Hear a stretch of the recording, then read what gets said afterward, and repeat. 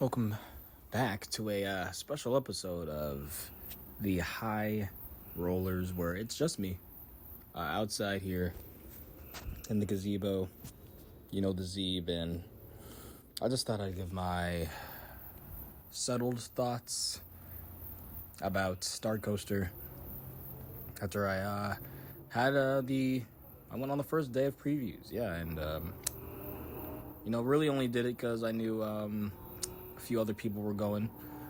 Shout outs to Coaster Talk and friends of. But yeah, basically had a normal day at Busch Gardens. Went there, saw.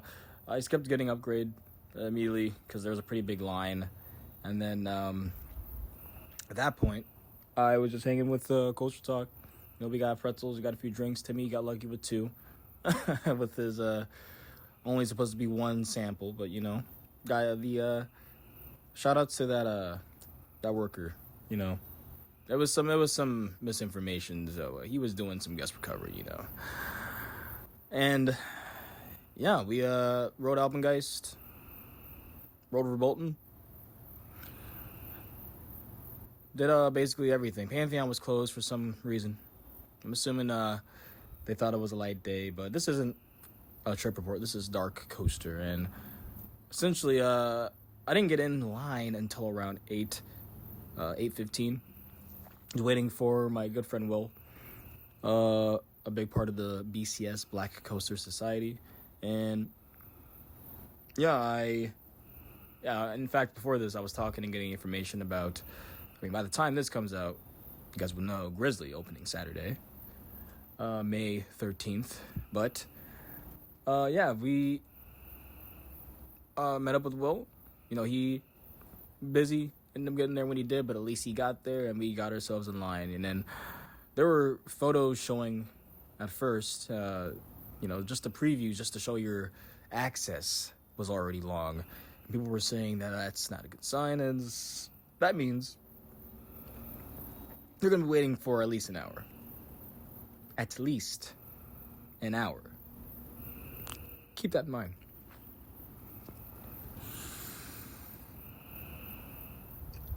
We get in fine, but we wrap around the corner and start getting our pictures, obviously. And honestly, the facade looks good. It does look really good, especially at the time that we went on and started going around the outside of the queue and even leaving the ride, which we'll get to that. But the facade and everything, the Darkoaster logo, it looks nice. And then once you get in, it's eerie. There were complaints. We were talking with some people that have been on Darkastle before. It was kind of nice, seeing even some workers there having a good time, enjoying the previews. It was nice to see that there was Darkastle still there. A lot of the statues in the front were the same.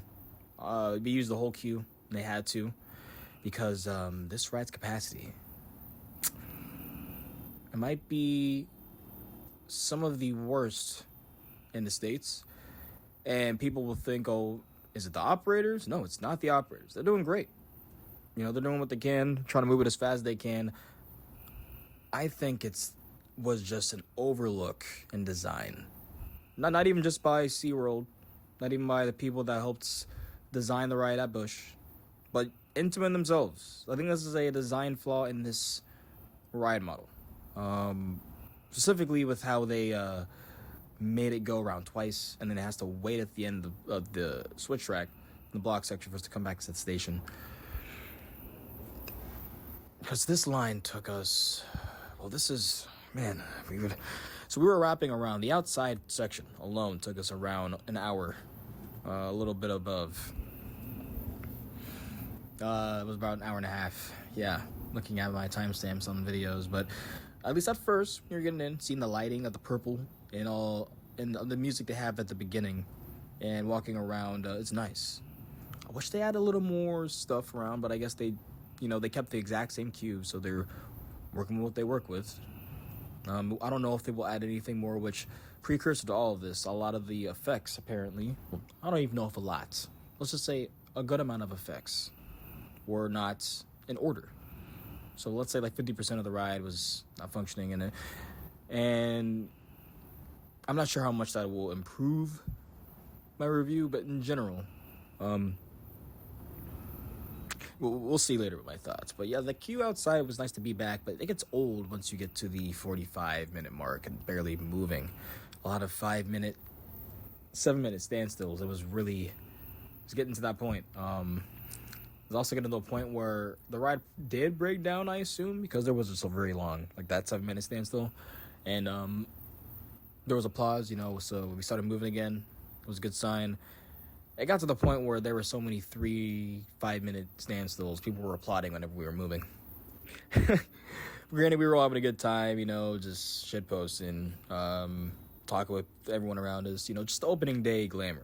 One of the few times where it's like, even if I don't necessarily like this ride, we're all having a good time at the opening day. And yeah, looking through the queue, seeing the statues of Ludwig. I forgot what the other person is, and that's one thing I will say. I hope they just do more, not just with soundtrack, but add like some story elements talking about the story, like maybe some of King Ludwig, like his ghost flying around, and then maybe some other ghosts of the other character on the other side of the statue is talking and giving some just callbacks and maybe make more sense of it, because at the moment you don't really know what exactly is a presence unless you're, I guess, really paying attention, or you just listen to the very end at the station spiel, which I think you should definitely build up that throughout the ride. And like I said, we'll see if they improve that, but they really only have one facade looking back, and nothing, just the statue, and nothing for roofing. So we went in at night. It's gonna be hot, humid in the middle of summer. We all know this, Virginia. I hope they add something for some sort of shading, because I don't think the trees will be enough. And yeah, that's gonna be brutal, especially with how long this line can get. Keep in mind, this is a Thursday and a pass holder preview. But going around, we were finally around an hour and a half when we finally got inside underneath the roofing. And also, one thing I forgot to mention, if it's somewhat cooler at night, it actually might be cold. Because they are just blowing fans to, I'm assuming, make the immersion. We're getting in a cooler, like, Darkastle, snowy environment. And, yeah, it just kind of felt like I was getting fans blowing on me and I was cold. I'm not going to lie to you. I appreciate it, though. But, maybe only put that on when it's really a hot day, One thing I think will get better, and hopefully it will, and it was barely noticed, people thought it was dust, but no, it was actually fake snow being pumped, like, right at the entrance of the Darkastle, like, before you go in, finally, once you reach in the queue. And I hope that is just throughout the whole queue somehow, or just at least once you get closer to the actual castle, because you only saw it, at least when I was there, very minimally at the very entrance to the castle from the queue. So hopefully that is improved. But once you get in here, it starts getting a little rough, because it's really not much. It's a switchback until you get over to some skis. There's some chandeliers here, right? It's still a castle, Gothic theme. But it's the same thing we had from Darkastle, same thing we had from Frostbite, the Haunted Maze. And then they have finally a whole Darkastle plaque, which, basically, I think that reads exactly Prince Ludwig, Darkastle, King to 1864, the whole story behind that. The whole story of Darkastle. Well, that was cool to see that, but it's like a little plaque near the end of these switchbacks, and then after that you see a pair of skis equipment, like power equipment, crates. It's all right. It's something. I'll give them that. I wish more. This is just nitpicking, and not even nitpicking, but it would have been cool to have had some Easter eggs onto the skis or whatnot. Otherwise, the only thing here also is this is part of Dark Tours if you're looking at the theming. A lot of that is put around on those crates, and the later part of the queue, which is the best part of the queue, where they have the most moving and kinetics happening. So after that, you're going through the actual door, getting closer to the, I'm assuming like the throne room, or where also the lab is, but right now it's condemned because it's being looked over by Dark Tours, which, like I said, if you're not really paying attention, there's no TVs or screens or anything or audio to let you know about any story. You gotta look at the minimal when it does come up and then make your assumptions. But it says condemned, no trespassing, a structure known as Darkastle. You know, these warning signs, danger, unsafe building, keep out, dangerous and unsafe, any unauthorized persons may be haunted. I can't read the signature. It could be something, is an Easter egg. I'm gonna have to look back and see. After here, you get closer to the corridor of the throne room, where you finally get into the laboratory. Like this, it's not a lab, it's more like a setup of a bunch of equipment that Dark Tours is then connected to this haunted imagery that we assume is, I think it was young King Ludwig. So that's interesting. It definitely has different, it's like this painting of King Ludwig. Definitely it sits there, it's animated. It has different themes it goes through. Like sometimes he's shooting electric through his eyes. Sometimes he just flies away really fast. And other times he like freezes you with the whole thing. And that was actually long. You could actually take a moment to look at, and the whole room starts to flicker. Even some of the equipment that the Dark Tours is using on this desk begins to like have a little bit of malfunction. You see some of the screens flicker. So that's nice. This is the best part of the queue. I wish this was throughout a lot of more of the queue and not just the very end, because this is essentially it. But there is a little bit more after that. But yeah, the being in this room is the best part. You see a lot of their the immersion of being like, okay, Dark Tours is here. You know, they've set up. They're really trying to test out and, you know, experiment, see exactly what has happened potentially in Darkastle. So yeah, you see this nice fireplace, a screen showing a storm above, hence why we're probably in snowmobiles. But we're inside, so it's kind of weird. But yeah, you know, I guess that's why they're trying to blow the fans and stuff outside. But yeah. From here, you finally get more ride safety requirements. You see a bunch of different equipment for jet skis above you on some shelving. And this is the last set of last switchback until you finally get to choose your row. And this station was pretty cool, I will say, and have hints in the fact that you walk up these stairs and then get on a jet ski to then go on your ride. Yeah, a lot of this for here is more Dark Tour stuff and caution, and a lot of equipment for skis and jet skis until finally you go up the roads. You got a front row for the ride. Honestly, they don't really, unlike a lot of rides where they basically make a longer road, there really isn't. It's maybe like one more group extra instead of making it like 3 or 4 more groups extra. So yeah, we took advantage. We waited as long as we did. At this point, it is 11 o'clock. Or, excuse me, it is 10:52 as we're whereas 11 by the time we get to the front, literally looking at like about to be the next ride. And the trains look cool. Frostbite 1719, and the other one is Wild Wolf 9684, which I'm assuming that is referencing Big Bad Wolf. I'm not sure about the other one. Frostbite is referencing Haunt. I'm silly. I just said that earlier. The Hall of Scream maze, I was there. So I'm assuming they're really going to keep at this for this, and then we're going to have to move the maze somewhere else. Yeah, it's very funny. So yeah, that's actually nice Easter eggs there I like to see. But yeah, the trains, they say the first straddle coaster. I'm not gonna lie to you, they are just seats on a jet ski train. You pull down a lap bar, something special. Like it's a seat. Like you're not straddling anything. So when I hear that, the capacity is that, they're not knowing exactly how to put down or dealt with a train model like this before. I don't think park goers, like the general park goer, is that dense.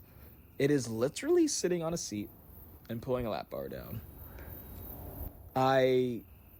There's this is the most gimmick marketing for getting people in I've ever heard. Because you do more shriveling on Hagrid's essentially than you do on this ride. So regardless, once you get on, the dispatches were clean. We went through, and I think the best part of the theming is these four-pronged elements, arches that are gothic you go through, and then you launch. The launches are pretty good. I'll just get that out of the way. And I'll also say from here, there's not much to talk about the showroom. There's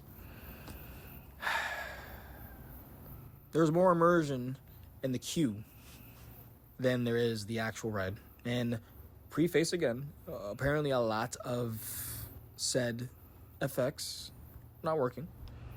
But even for what we got, I feel the room is not dark enough. I'm seeing exit signs everywhere. I'm seeing the track around me, which is the reason why I had this complaint is around just across the midway. Verbolten does such a better job at covering all of that. It's pitch black in the middle. And we run at night. Now, I don't know if the effects of being straight from sunlight into the dark really has an effect on Verbolten, being darker. Probably does. But I think just more blackened sheets around areas. More thematic elements to cover it. And we'll see if that has helped. But the ride itself, fine for families. The ride itself was fine. It will be fun for a lot of kids. The launches are the best part. The second launch in particular, there's a really forceful element. You get pushed and snapped to the right. It's pretty aggressive banking, but that's really it. No airtime. Don't expect any of that. Don't expect really any positives. Expect to have a fun little ride, and it would be really amplified if it were a at least decent thematic experience. And even at the end, where you go through the mouth, that was lame. I was more impressed in the technology and in the fact that it was running pretty smoothly with the switch track and all that stuff, the Mobius loop. That was cool. Being able to go on that and seeing how switch tracks have just come so far. Yeah. This will be great for families. For the ride experience. I don't know about capacity because by the time we had gotten this photo, it was 11:07. Standing outside we were literally some of the last people in Busch Gardens, Williamsburg that night. When I got to my car, I was the last car. At least I could see. It was crazy. That was wild to see. I've never seen the park like that. I never closed Busch Gardens like that. And you guys probably know why, but yeah, that was pass holder previews on a Thursday. That's what I said earlier. What is going to happen in the middle of summer, middle of the day, hot, where the fans are just going to blow hot, humid air at you, and it's not going to be any cooling air. Hopefully they add mist, but yeah, this is, I'm really worried about this capacity. People were doing operation tests, and this is nothing against the operators. This is literally a design flaw of the ride. They were doing rides per hour. It was 336, right, 3 minutes. Because the ride has 10 riders, 2 trains. It has to go through a pretty decent cycle until it's the very end, after the switch track, and then back until you're behind the station in the block section. I don't know if there's anything they can do to improve that, and that is a big flaw. Even on lighter days, you might feel it a bit, because Verbolten and Invader, the reasons they even have lines is because Busch Gardens struggle. They don't have anything with family or 48 inches or under. So this is one of those rides, and now it's indoors. So when it's raining, this should be open.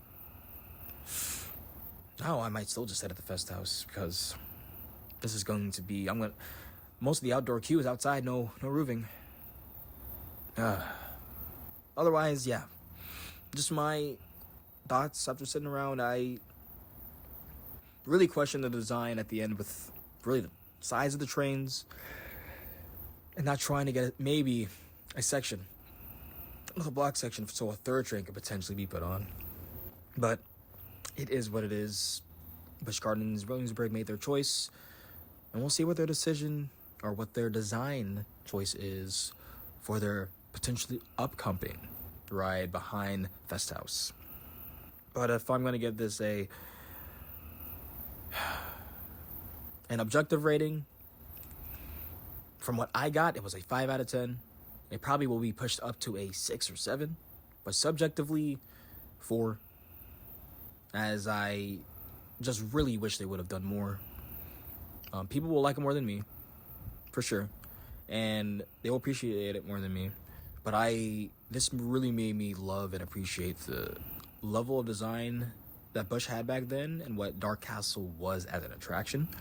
And I really miss it now. And I do not think it lives up to that sort of experience. But that was all that this episode was. It's just a mini episode review of Darkoaster, my pass holder previews. Do I recommend? I mean, get the credit. I don't think you'll forget it.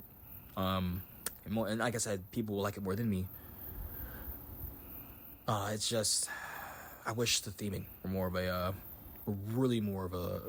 a side for, as I feel it's such a big proponent in being in a big showroom like that. Yeah. Go ahead and give us follows on the socials. Instagram at the High Rollers DMV.